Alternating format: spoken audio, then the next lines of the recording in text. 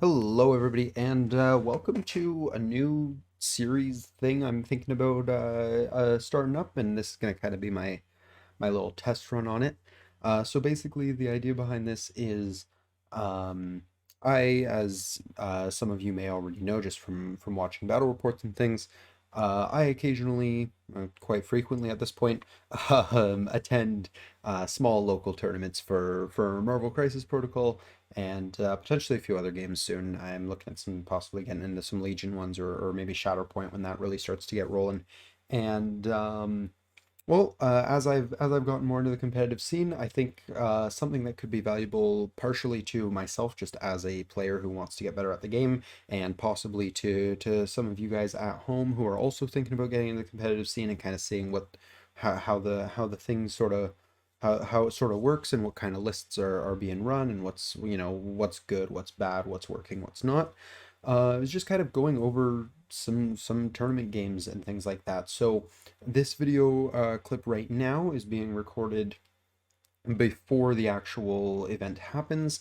Um, the event is happening tomorrow morning, so currently it's midnight the night before, and I should probably just be going to sleep, but I'm doing this instead. So the idea here is I'm going to talk about my list and what I'm bringing and kind of take a look at who's in the event and what kind of things I might be looking out for and what my general game strategy is going to be going into this.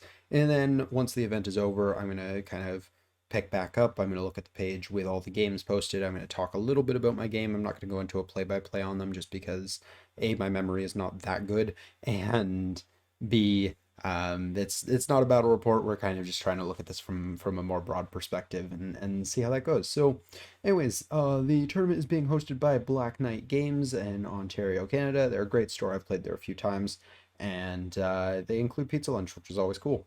It's a relatively small one. They chose unrated for this one, and there's only going to be 7 players this time around, so relatively small, which is, it's nice once in a while to go to a smaller event. I quite enjoy it.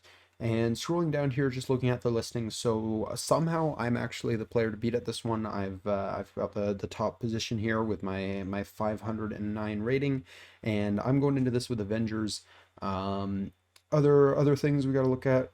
So obviously, I'm in the same community as these other two here, Scott and Torland 51, and yeah, they're a couple locals of mine. They both play Midnight Suns, so looking forward to potentially rolling up with both of them. Haven't played Scott in a while, so that would be a cool game to see, especially if, as this suggests, we could end up being top table, which would be kind of cool. Mike, I've seen his name at events, not super familiar with him. I don't know what he plays, so we'll see. We'll see what goes there. He's currently hiding what he's playing, so we'll find out, I guess, tomorrow. Uh, Dutch, same deal. I might have seen his name once or twice before, but I'm not familiar with him. Also hiding what he's playing. Nate here is coming in with he's got the new flag, so he must be a newer player, or maybe just a new account. Um, he's bringing a dual affiliation here, and I'll talk briefly about his list, but it looks like an interesting one. And Cyan Lestrade down here is actually Daniel, who you may know from the channel.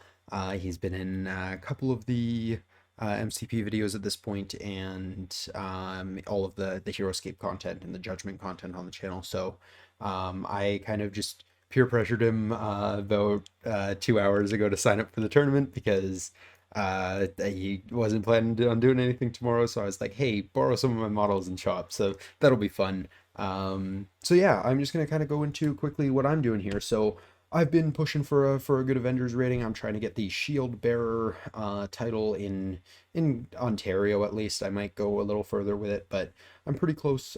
So I'm sticking with Avengers for now, and they're kind of my best affiliation. So if I pull up my list here, this is what I'm bringing. So Steve Rogers led Captain America. And Hulk is going to be in the list because Hulk is just a fantastic piece. I've been really starting to dive into how good of a control piece he is lately. I used to use him a lot for kind of attrition and just having a big beefy model on the table, but he's a fantastic control piece, and I've started to really use that lately. Ghost Rider is a piece that I love in Avengers. He's got the ability to do his long move thing for only 2 power there, which means only one model needs to be punched before him. And as you'll see as I go through this list, I have a few models that are very okay with being punched in the early game. Spider-Woman is just one of my favorite models. Just in general, I really like the character in the comics, so I was very excited when she released, and she's an Avenger. She's a solid piece. She gives me some objective play if I'm a little worried about, secures that I'm not super confident I'm going to be able to keep my hands on. She lets me pull him back a little bit. Interrogate's going to be really good because I have a Hulk, which can relatively consistently knock out some smaller models, and then I can just have Spider-Woman kind of slide in there and steal the Interrogate. I've got Luke Cage because I think Luke Cage is an amazing model. Heroes for Hire is fantastic, and B, a good chunk of this list is kind of a Hulk delivery system. So between Captain America, Luke Cage, and another model on this list, which is next one I'm going to be talking about, Wong, um, he's got a really good chance of kind of getting where he needs to go, staying alive for it, not taking conditions he doesn't want to take, and having these other models that can kind of take those hits for him is just really, really useful. Love Cage, just fantastic piece. If you haven't tried him, I strongly recommend it. Wong is my two-threaded choice in Avengers. Again, mainly for the Hulk reason. He can heal Hulk when Hulk starts to take a bit of a beating, just kind of prolong how long he's on the table. He can remove special conditions, which is huge when he gets like Incinerate or Stagger or even Shock or something like that occasionally. Also, just a useful piece to have, enables more turn one plays. He can turn on Ghost Rider without needing anyone to take damage. He turns on Rhino, who's also in this list. I mean, those are really the main two in this list that he's supplying turn one power to, but he's just a really good support model. I love having him here. Iron Man is here for a couple of reasons. First of all, he's got the push, the any size push. It's not very consistent, so I don't love relying on it, but it is there and can get you out of a pinch if you get lucky for it. He also just kind of brings Helios laser stapled to him, so if I'm going up against another Hulk or something like that, it's a good kind of way of saying my Hulk is going to be on the table longer than yours unless you're doing the same thing. Um, in general, just a solid Avenger. Rhino, again, just taking advantage of that Steve's leadership, making his things cost one less. If I can power him up with Wong, I almost exclusively bring him with Wong. I don't really like to bring him by himself in this list because giving him that extra power from Wong, letting him get that stampede up the table right away and sometimes double tapping with it, just really, really good. Rhino's also just a fantastic piece. Next we have Venom. Venom is kind of he's an OG of mine going back into the list, and I'm just trying to see if he's gonna work out there because I've come a long way as a player since I first put him in there, and he used to be one of my favorite pieces in the game. So I'm hoping I can kind of rekindle that. And basically, the entire reason he's here is turn one pulls is just really, really good. Once upon a time, I had Lethal Protector in here as well, so it just kind of contributed to that idea of like, here's a bunch of bodyguards to help my power pieces move up the table. Unfortunately, I did make the cut here, and I'll talk about that in the Team Tactics cards, but yeah, I think Venom's just a really fun piece that unfortunately doesn't see that much play, but I'm hoping to get him on the table at least once tomorrow. And then lastly, Miles, because who doesn't like the idea of one power web swings? That just sounds amazing. I've run him in Avengers before with limited success. I'm trying him again just because I kind of had that 10th slot, wasn't sure what to throw in it, wanted a 3 threat, and Captain Falcon isn't painted up yet, so hopefully soon I'm hoping to get him on the table. Going into Team Tactics, Avengers Assemble and Second Wind, those are pretty simple ones for this list. Avengers Assemble is almost a must-have for any Avengers list. Second Wind is useful when it's useful. Like, if you're going against a team that's handing out stuns, it's fantastic. Otherwise, it's not really necessary, but I am also bringing Mayor Fisk, and the two cards are kind of being brought because of each other. I just think it's a nice little thing that gives Avengers an edge on that scenario over pretty much any other team. Heroes for Hire, that's stapled to Luke Cage. It's just necessary. Patch up, again, Hulk delivery system here. If Hulk's feeling the hurt, I can patch him up. If Captain America's on his flip side and he's on 1 health, You have no idea how frustrating it is to find out you have to go through all of that again. Even models like Luke Cage or Rhino, they benefit a lot from that because they have the damage reduction. Basically, just stuff that my opponent's already working pretty hard to take off.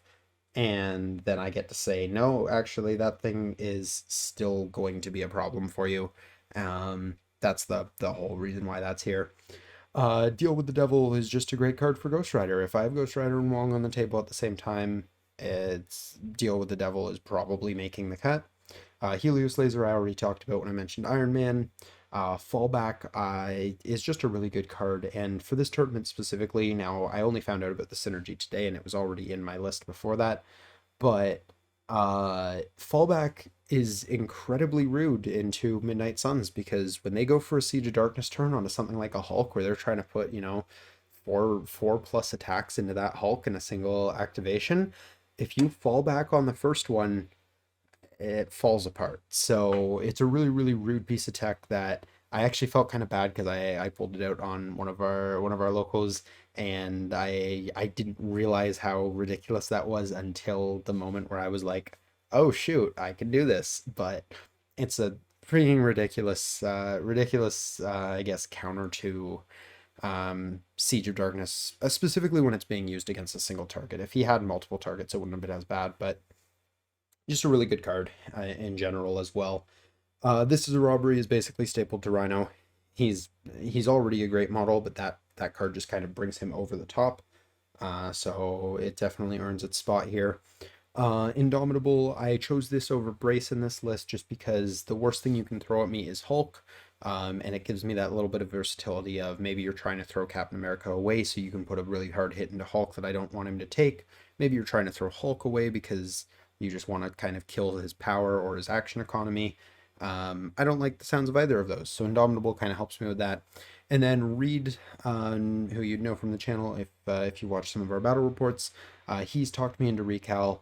Recalibration Matrix is just it's solid for those turns where Hulk's he whiffs that spender and suddenly there's no stagger and there's no throw. Well, that kind of sucks. You can recal it to make sure it goes through.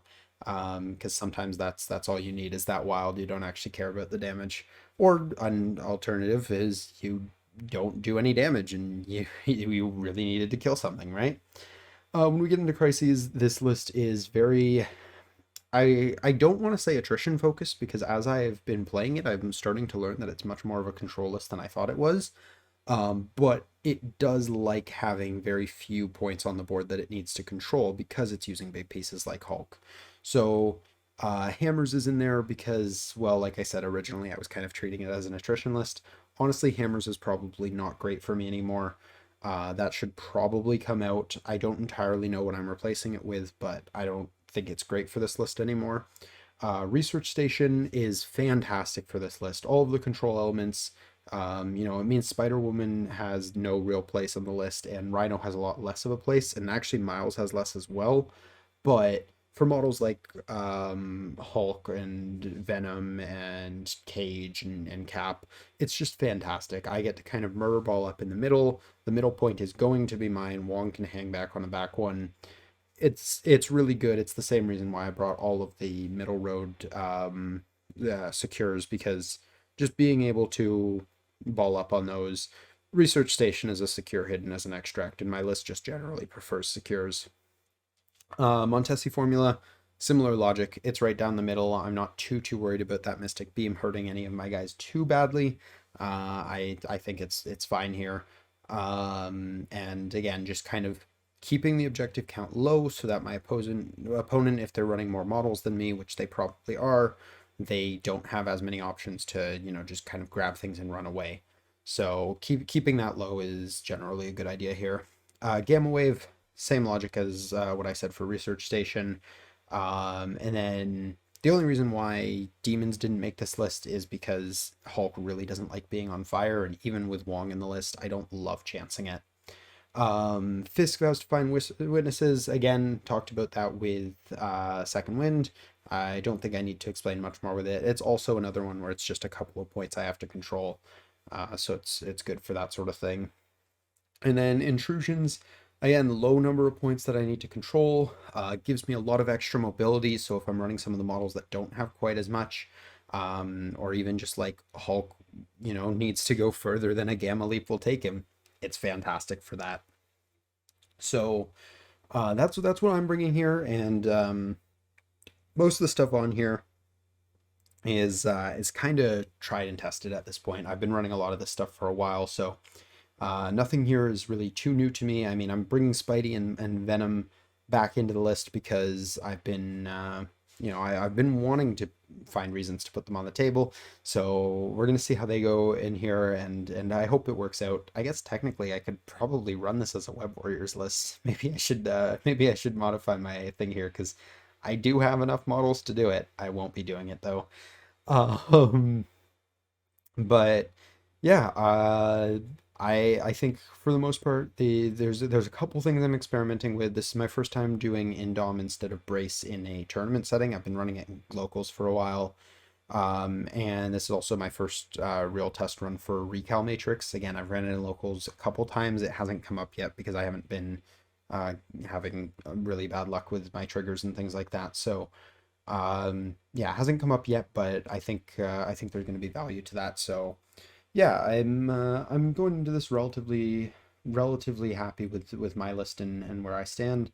Looking at what I'm going up against, Midnight Suns, if you couldn't tell, has a very strong presence in my local meta, and really it's just my local meta. So I've gotten a decent amount of experience with them. For anyone who doesn't already know, Midnight Suns was kind of my first real faction that I actually like played the game with.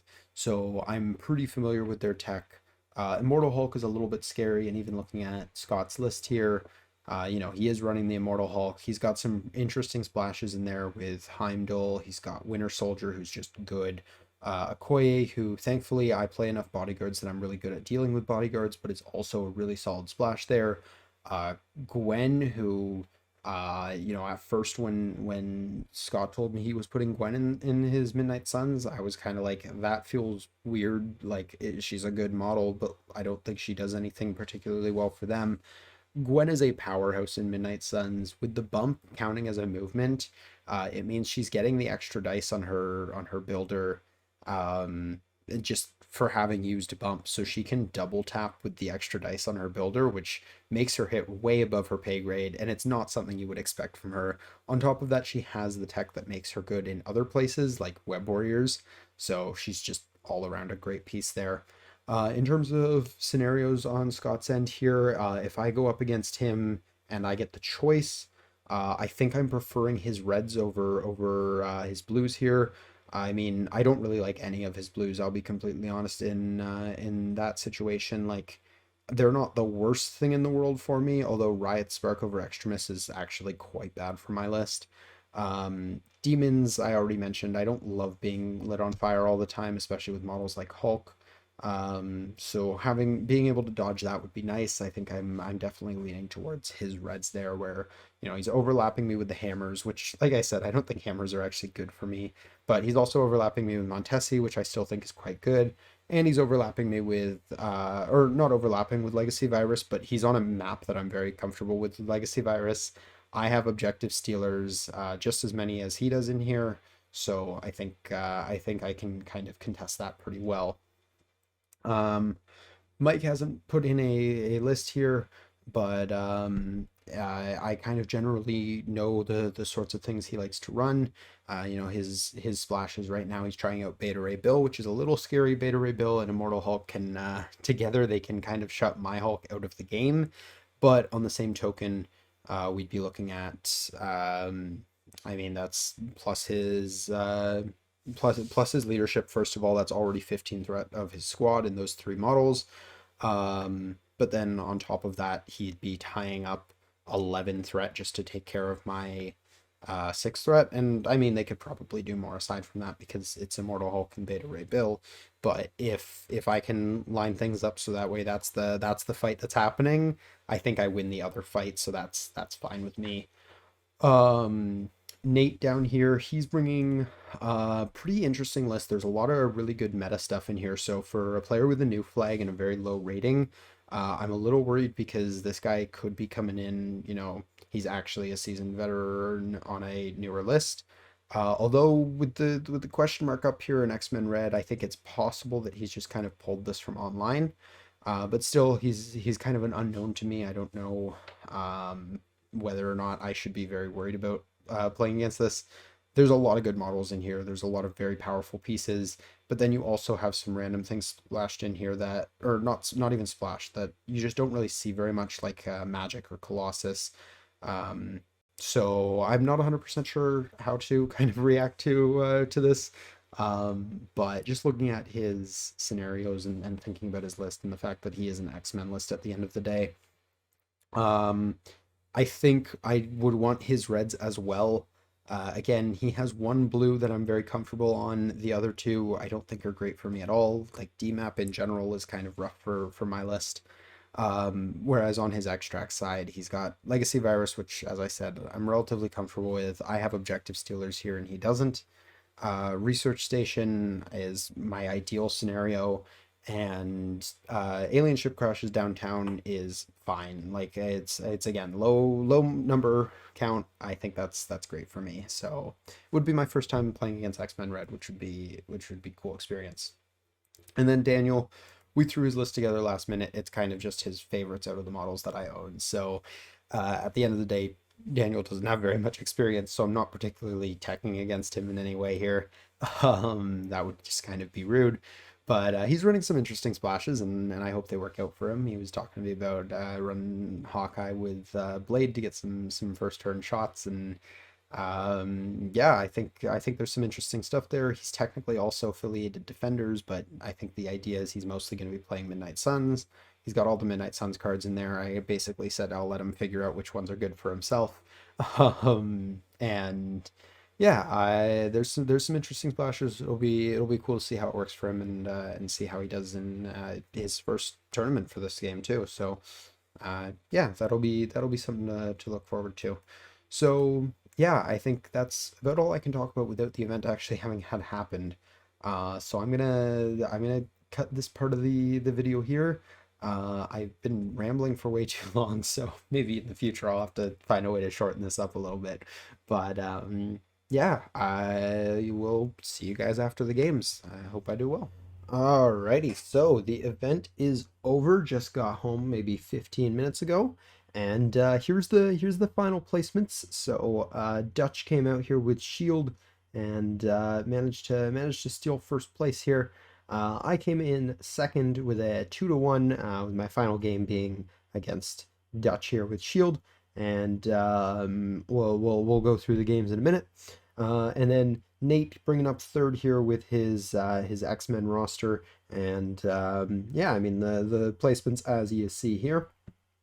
Some really good games all around.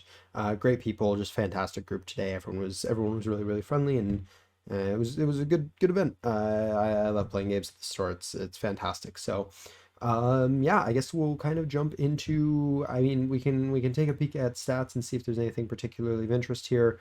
I don't think it's anything too crazy. We kind of knew this going in, that it was going to be a very Midnight Suns heavy tournament. And then Defenders didn't end up getting played.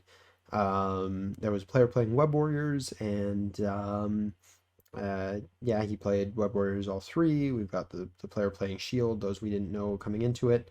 But yeah, otherwise nothing too surprising. I played Avengers obviously in all three, although I did realize, I don't know if I mentioned this in the video, I technically could have been a Web Warriors list. Obviously that wasn't what I was going in for. List data, not very many people submitted it, the format that actually helps for that, so there's not much very useful here. And going into the event statistics, I don't actually, I've never looked at this page before, so this would be kind of interesting. Okay, you just kind of get general win-loss rating for each affiliation, so that's kind of cool. But yeah, nothing really surprising here, just looking at the kind of the way the game's played out. I think everyone pretty much one-tricked their affiliation today. So yeah, I kind of go into the games and talk about how those rolled out. So let's see if I can get back to the page I was at just a moment ago. where we actually had access to the games here. So we're just going to jump into round one, take it from the top here.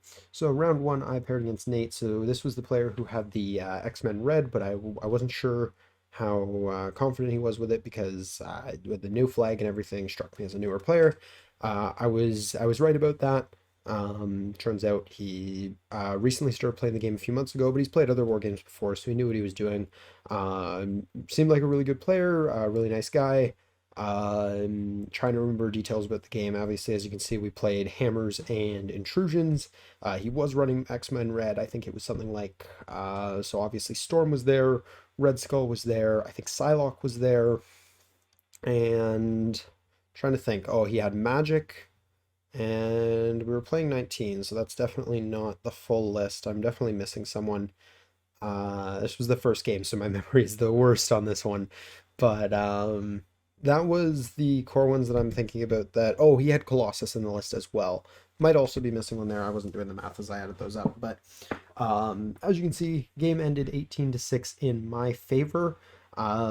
So yeah, it was an interesting game. There was definitely a little bit of dice stuff going on there. Like turn one out of the gate, we had some heavy violent hits.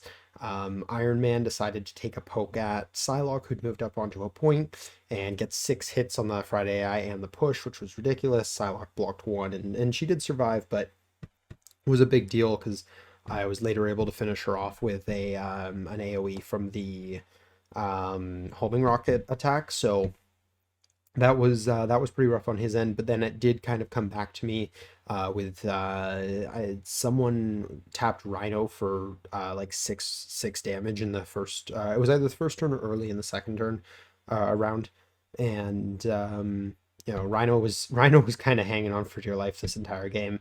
But basically, we kind of had Rhino up against Magic on the left flank, Iron Man up against Psylocke and Hydra-Goons, and the Hydra-Goons were what I homing rocketed. And obviously, once they died, they kind of went to join Red Skull, who was coming up the middle. The middle was Red Skull, Colossus, and Storm fighting up against Steve and Hulk. And I think that was pretty much my entire list. I might be missing something in there again. I'm not really thinking about the points while I'm saying this, but oh, I totally had Wong as well, who was just sitting there providing power, allowing Rhino to do some fun shenanigans turn one and things like that. So, um, yeah, it was a solid game. My first time playing against X-Men Red. I was definitely a little worried about it going into it that I wasn't super comfortable with that matchup, but I played against a lot of X-Men, so I kind of know what their general shenaniganery is. And yeah, I think that definitely helped me here having the general experience against X-Men. I was able to take out Storm very, very quickly. I think Hulk dazed her maybe turn one, if not very early turn two, and she died shortly after that. So leadership was offline pretty quickly, and then from there it was just kind of picking off models one by one. I took Red Skull out pretty early. I took, like I said, I took the grunts out and Psylocke at the same time. Everything just kind of fell into place in a really, really nice way for me this game. And I can't pretend dice weren't a factor, but yeah, it was a really fun game, great opponent, and brought me into the upper bracket for round two. So going into round two, I got paired against Scott. Scott's one of my locals, so we played this matchup 100 times. He plays Midnight. All right, so actually, a quick note from the future here. So during recording this video, I noticed maybe a few minutes after what you guys just saw, that something frozen up on my recorder, and I thought that it was still going, and it was just the screen wasn't capturing any changes. But now that I'm sitting here throwing the clips together, turns out it also cut the audio. So basically, what's been cut out here was me talking through the entire game against Scott.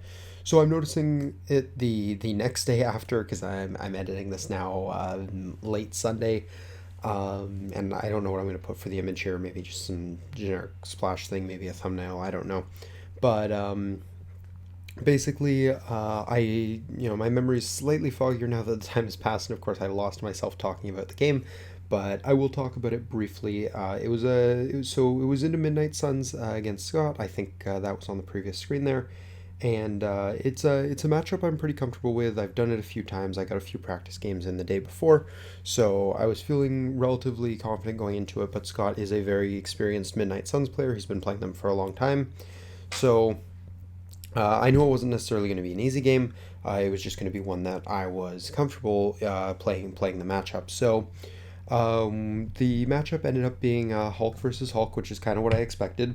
Um, for his side, he was bringing Immortal Hulk, obviously, Blade. He brought Bucky, Gwen, who I talked about in the opening scene or sequence before this, and I think he had Wong. I think that's it. I don't think I'm missing anything. For my side, I decided to go with Venom, my own Hulk, Captain America, obviously, and I had Iron Man in there, and my own Wong. So we had a little bit of some mirroring going on with some of our pieces, and then a few other choices that were a little offset from each other.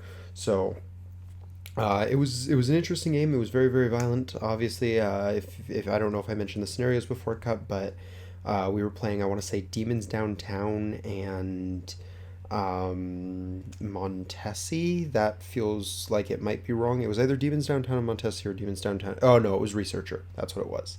Demons Downtown and Researcher, and yeah, it was an incredibly violent game, straight down the middle. I knew going into the game that the plan was kind of just hold the Researcher at all costs because that's going to be how this game is decided. We're not going to table each other short of some crazy dice things happening, so it's going to be hold the Researcher at all costs and basically just try and stall out the game with a few point lead. I didn't expect to, win on. I didn't even really expect to hit 16. I was hoping to kind of either drag the game to time or to the end of round six, whichever came first, but just have a solid enough lead that it was a clear game.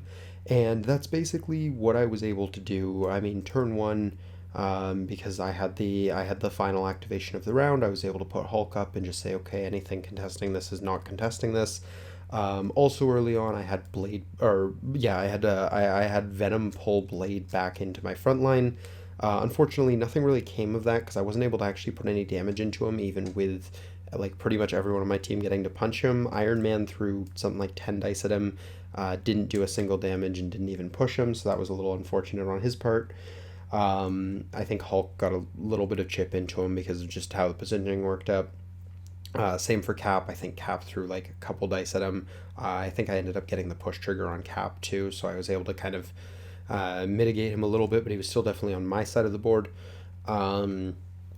And Venom's attack didn't do anything either. So, but turn one, I had Blade in a bad position going into the next round, and my Hulk was able to throw everything else that was on the point away. So I was feeling pretty confident, even though he had Prio.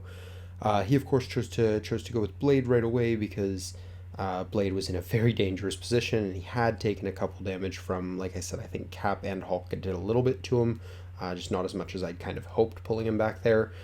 So he goes and he takes a swing at Venom because he'd put a bunch of chip into Venom for trying to go up and hit Blade, and Venom manages to get the he survives on like one or two I think, and he gets the strike back and takes Blade out of the game and heals up on it too, which was really really nice. Or not out of the game, but dazed for the round. Game continues on, and it was kind of at this point I'm just sitting here trying to have as much maintain my control presence as much as possible. I have more models than him, so I know I'm getting the advantage on the scoring here. I know I have the last round, so I know if I need to push something off at the last second, I can always do that. That's always going to be open to me. So it was things like just having, I actually went pretty early with my Hulk this time around, and I moved towards his Hulk, which, like I said, I'd kind of thrown towards his backline, and I just was like, this Hulk hasn't gone yet.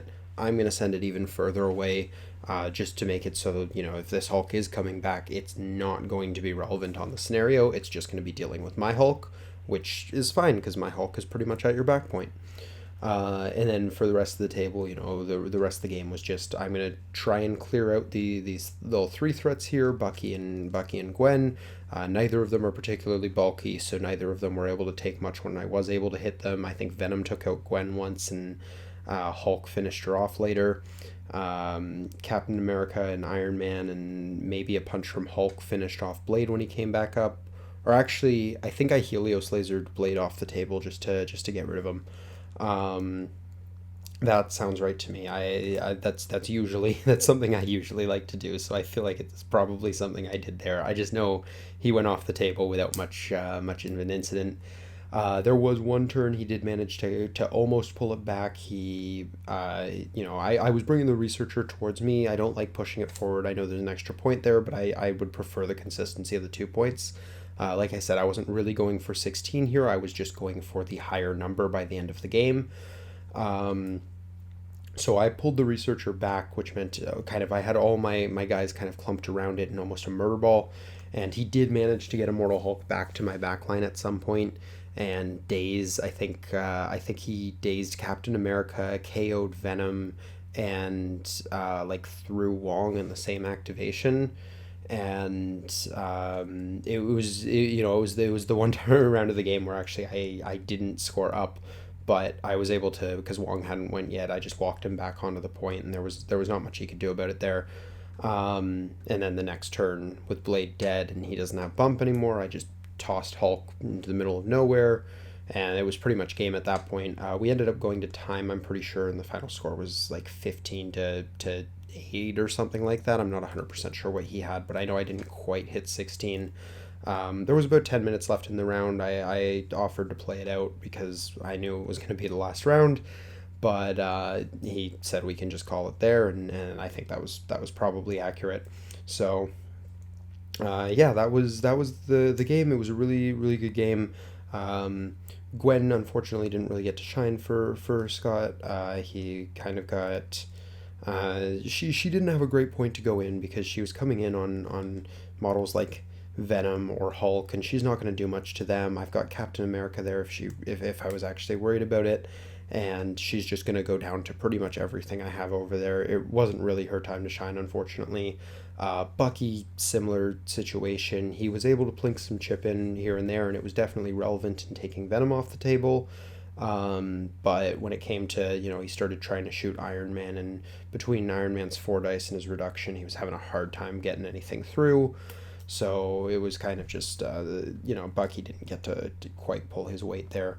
So, anyways, I'm going to cut back into the rest of the video I originally recorded, and yeah, we'll see where I left off there. I'll probably edit around it a little bit to make it a less awkward transition.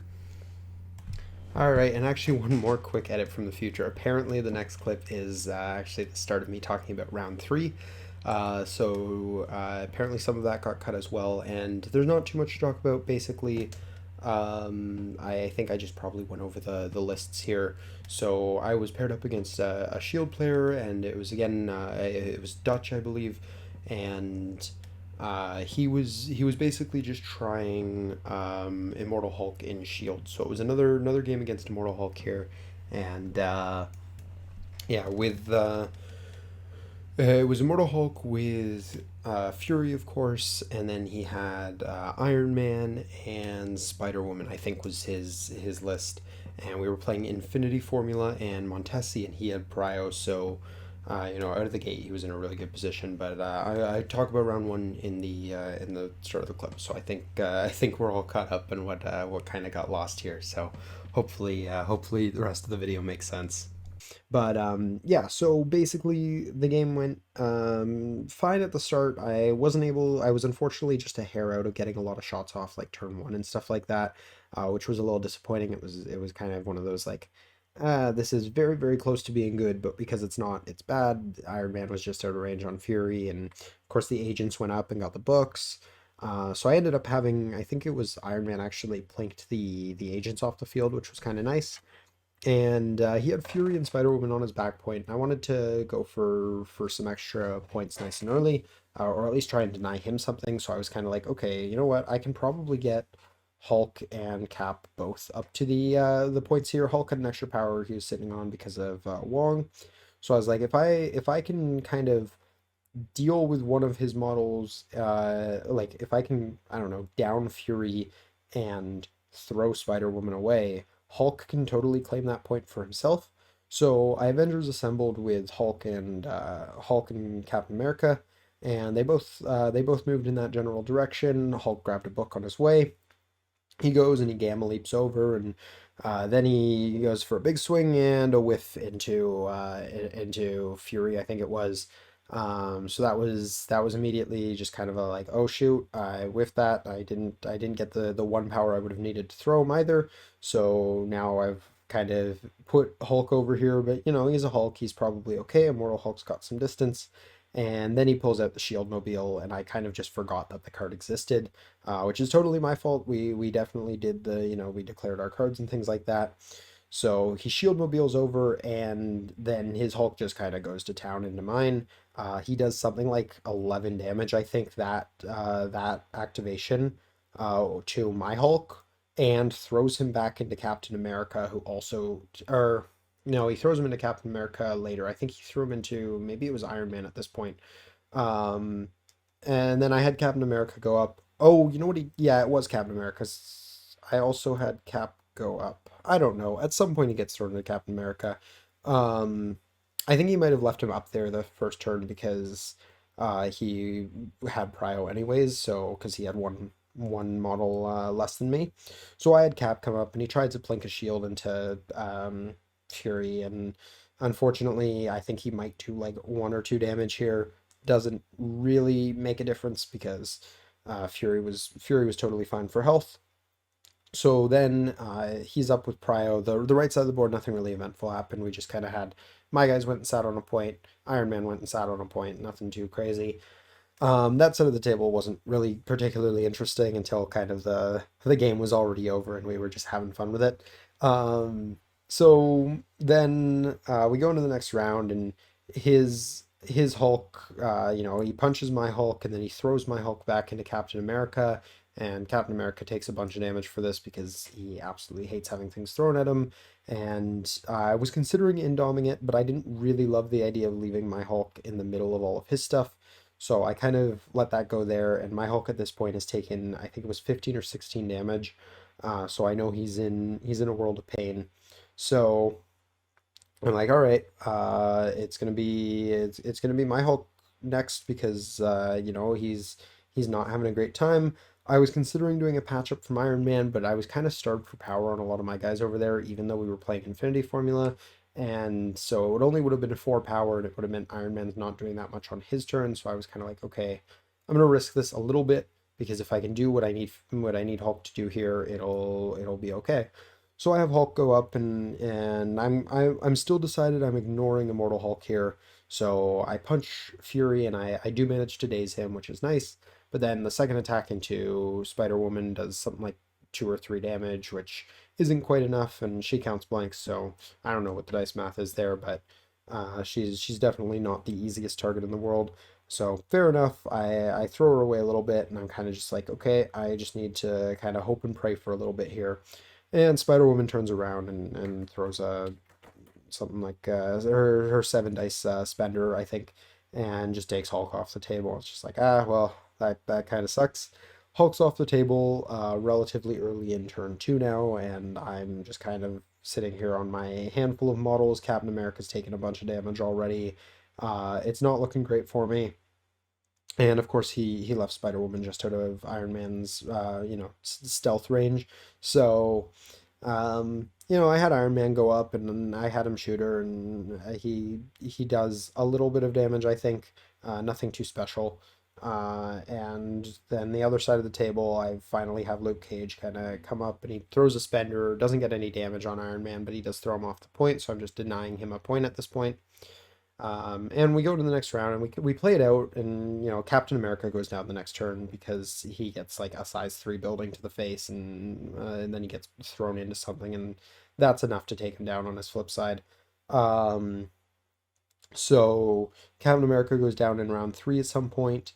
I don't know exactly when he got flipped in round 2, but I know it did happen. Might have been might have been Immortal Hulk's like second action, because I'm pretty sure he only punched my Hulk once.